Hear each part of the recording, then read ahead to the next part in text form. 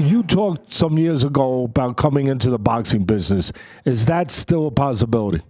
Yeah, I'm still kicking the tires and looking around. It's a very complicated. The sport's such a mess. It's literally a mess, and to pull it off, you have to actually get in there and clean it up.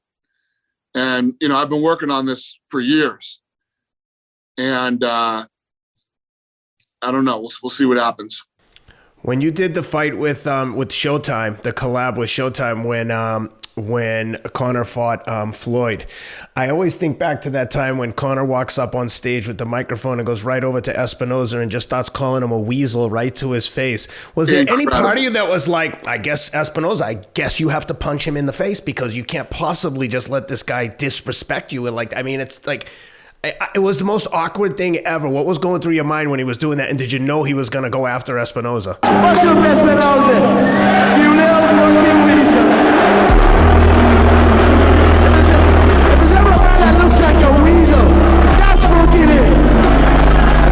What you gonna do? You gonna stand up and do something? You sit down and shut your fucking mouth. I had no idea, and there was nothing awkward about it. It was incredible.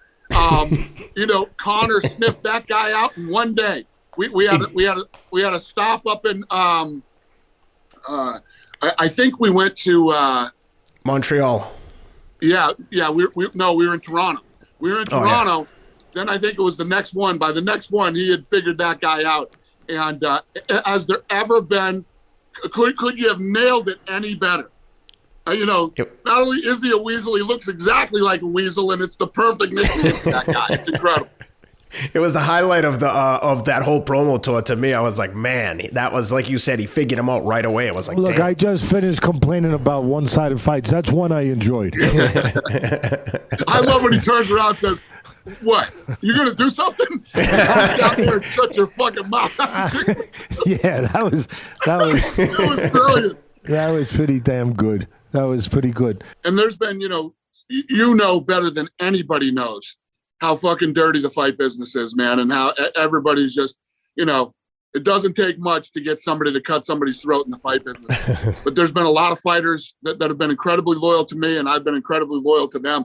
Conor McGregor's one of them, Conor's a fucking handful, boy, But when you look at the way fighters are built, they're different than everybody else on this planet.